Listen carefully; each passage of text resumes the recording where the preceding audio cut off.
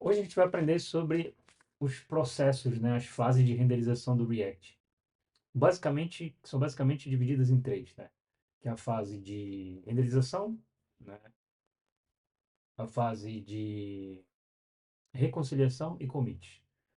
Então, a gente vai aprender alguns conceitos aqui, como Virtual DOM, Real DOM, nessa aula, né? E como é que é feito essa dinâmica dentro do React para poder entender dominar essa parte, né, e saber de todos os fluxos que ocorrem dentro, e a gente vai poder entender os gargalos e ajustar isso nas nossas aplicações em React, né.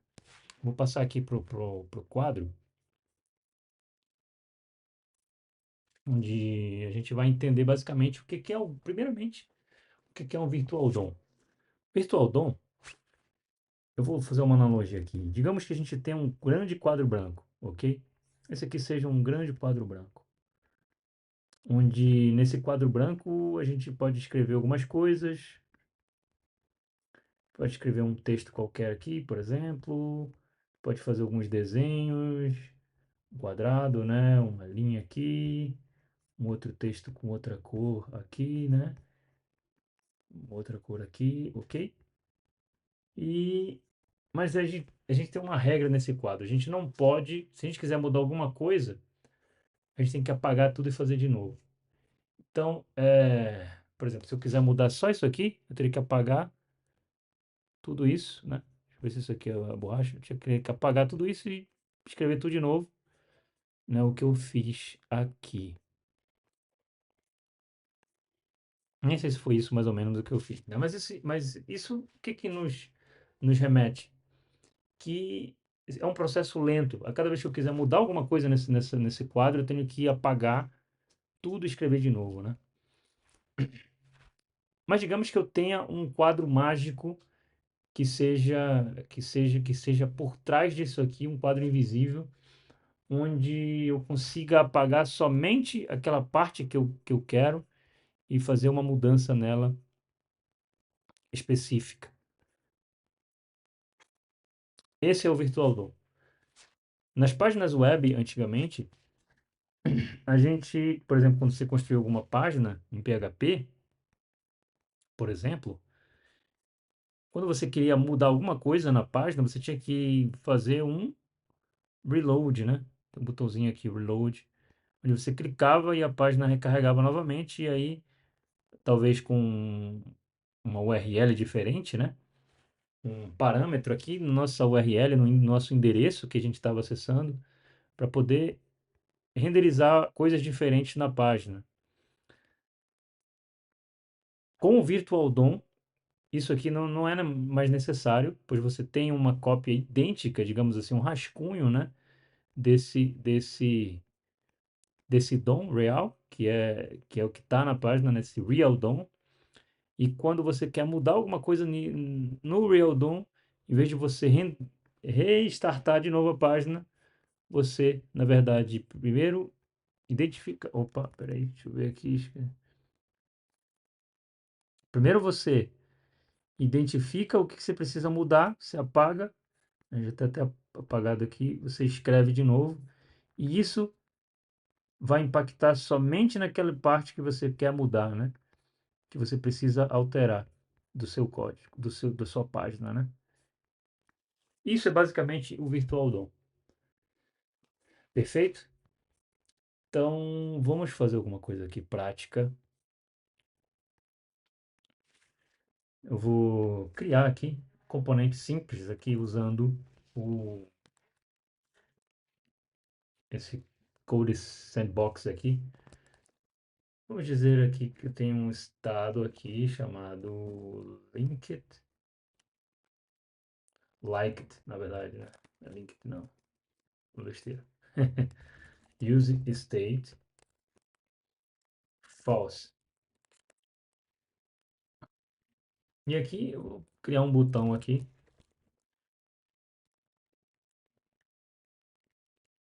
E aqui eu vou colocar aqui liked.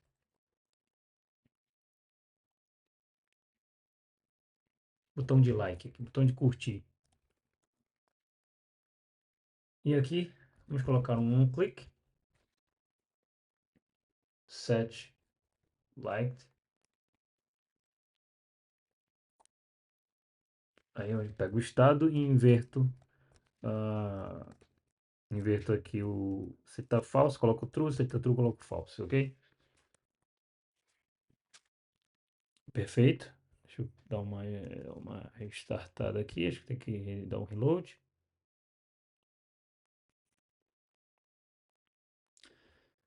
Ok. Então, vou clicar várias vezes aqui. Vou colocar aqui, ó. Tá vendo?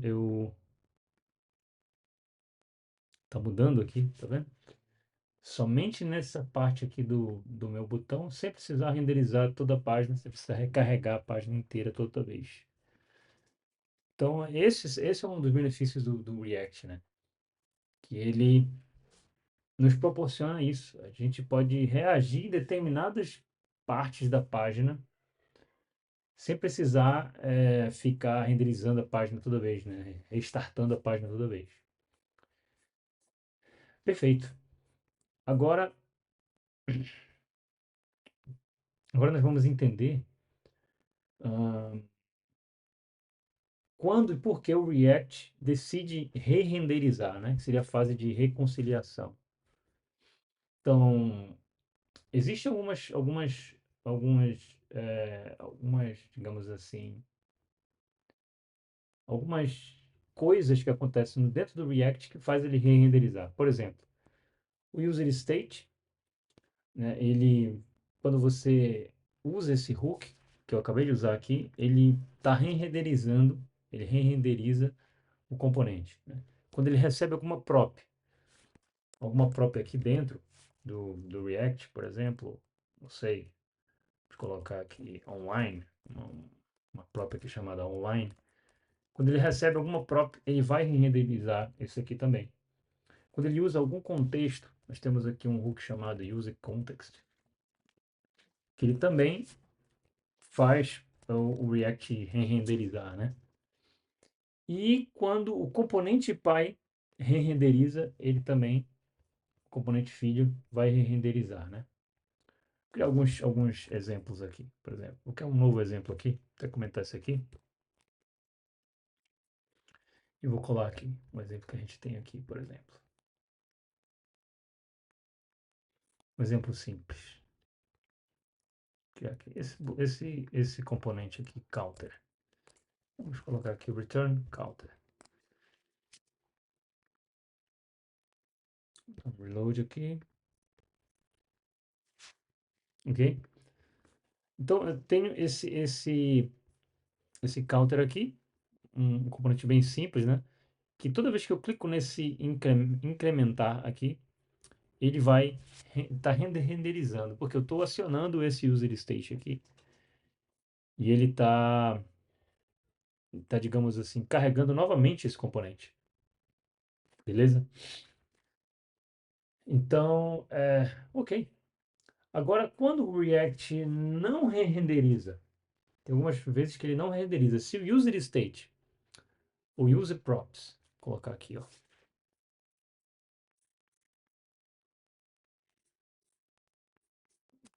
E aqui um pouco.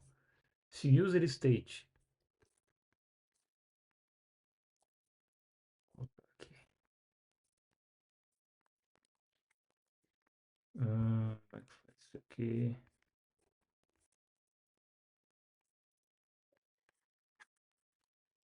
Mas caiu aqui, ferramentas, ok. Se o, se o user state, ou props, ele não mudarem, aí ele não vai renderizar, não vai re-renderizar, né? Vou colocar aqui.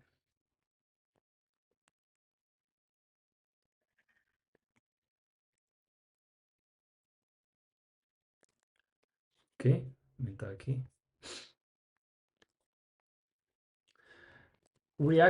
React.memo, ele impede, né, algumas renderizações. O render se as props são as mesmas. o user have pode mudar sem causar render. E use callback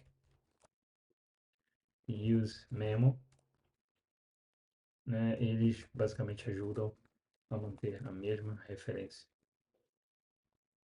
Mesma referência de funções. De funções. Ou valores. E evitar renderizações. Render. Okay? Desnecessários. Desnecessários. Pronto. Então, esses são os casos onde o React não renderiza, não re-renderiza, né? Então, basicamente, nós temos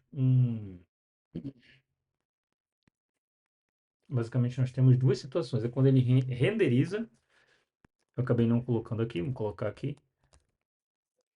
Quando o React renderiza, React re-renderiza, que é basicamente quando o user state é acionado, é a primeira deles, quando há mudança de props, use context mudou, ele renderiza de novo. E a gente pode colocar aqui também o force update, que ele força, mas ele é, enfim, pouco recomendado. Vou fazer um exemplo prático aqui, mais um. Tem alguns montados aqui. Ok, então estamos com o código aqui. Eu vou tirar aqui o meu. Então, vamos testar. Eu coloquei algumas coisas aqui para a gente testar as renderizações aqui, por exemplo, a Shield A renderizou, Shield B renderizou, né? Aqui também a Shield C renderizou. Todos esses exemplos aqui. Então, basicamente, eu tenho um componente principal e ele tem aqui um contexto, ok? E eu tenho um contexto inicial, obviamente, eu tenho um texto e um contador aqui. Esse é o meu parent component, perfeito? Tem um botão de incremento, tem um botão de atualizar o texto, ok? Tem um botão de mudar a referência e tem um botão de mudar o contexto, para a gente testar cada item que eu mencionei. Beleza? Tenho aqui os componentes, A, B, C e D, ok? E aqui eu tenho os componentes basicamente imprimindo algumas coisas aqui no nosso JSX. O componente C tem algumas coisas a mais aqui, basicamente ele muda a referência local. E o D, que ele também só mostra o contexto aqui. Perfeito. Ok, vamos entender agora, clicando em cada botão para poder a gente visualmente entender o que acontece com cada componente nosso aqui. Basicamente, eu vou clicar nesse increment count. O que ele vai fazer? Ele vai mudar um estado aqui no nosso parent. E esse estado está sendo mandado aqui, nesses dois componentes. Nesses dois, ele não está mandando. Mas mesmo assim, ele vai renderizar esses caras pelo fato de eu estar renderizando aqui, dentro do parent, né? No pai deles. Vou clicar aqui, por exemplo. Tá vendo? Ele re-renderizou o A, o B, o C e o D. Perfeito? Se eu clicar de novo, ele vai renderizar novamente. Por quê? Porque eu estou mutando essa variável aqui, nesses dois, né? E alterando um estado aqui dentro do meu parent. Agora, vai acontecer uma coisa diferente aqui quando eu clicar nesse Update Text. O que ele vai acontecer? Ele vai renderizar o A, o C e o D. Porém, o B ele não vai renderizar. Por quê? Porque eu estou usando o memo aqui.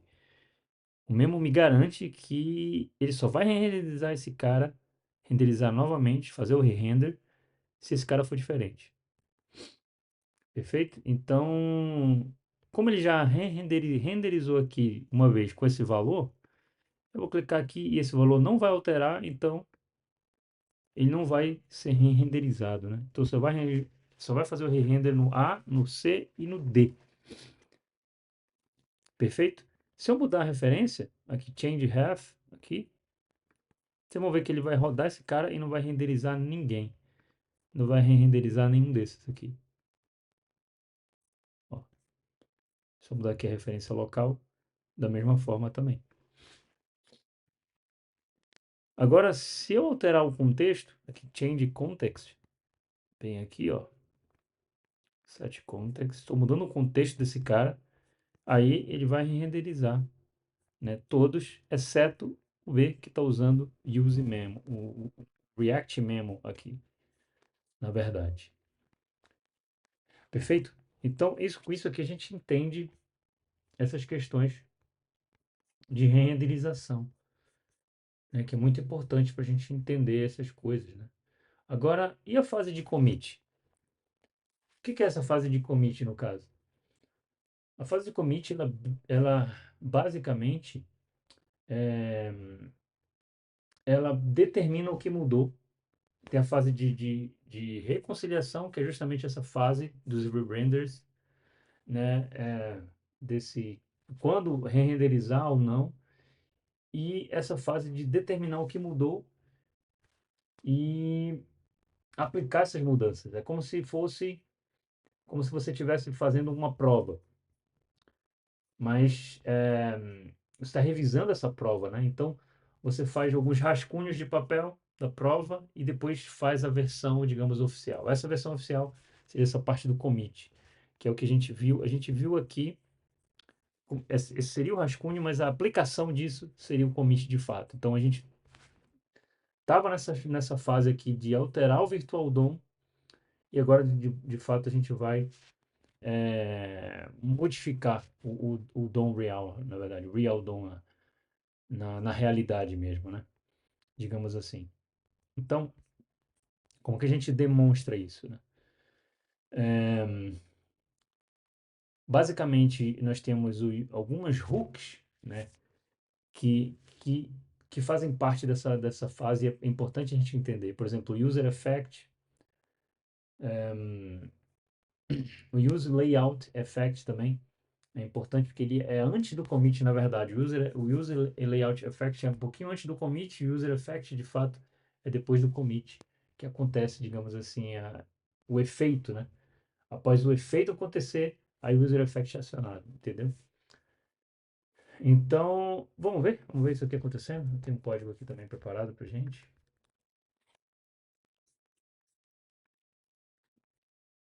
Ok, acho que vai dar certo. Vou salvar aqui. Reload. Ok, na verdade é a mesma coisa aqui daquilo que a gente estava fazendo antes, daquele contador, né? Então, quando eu clico aqui em incremente, basicamente ele está mostrando algumas coisas aqui no console que a gente vai analisar. Veja bem, eu tenho Use Layout Effect e tenho Use Effect, né? E o Use Layout Effect acontece antes do commit e o User Effect acontece depois do commit. Vamos clicar aqui para a gente ver. Veja, Render Phase, perfeito? Que é a fase de renderização, né? E o User Effect aqui antes e o use layout effect antes e o user effect depois. Vou dar um reload aqui só para a gente ver uma coisa que ele já mostra aqui logo de cara que quando a gente carrega a página isso aqui acontecer, né? Mas depois que a gente clica no increment, a gente está vendo os re-renders acontecer e de fato o user effect acontecendo antes depois, né, do use layout effect. Então, é isso, galera.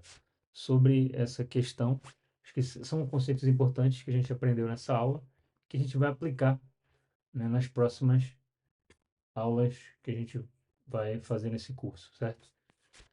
Beleza, a gente se vê lá.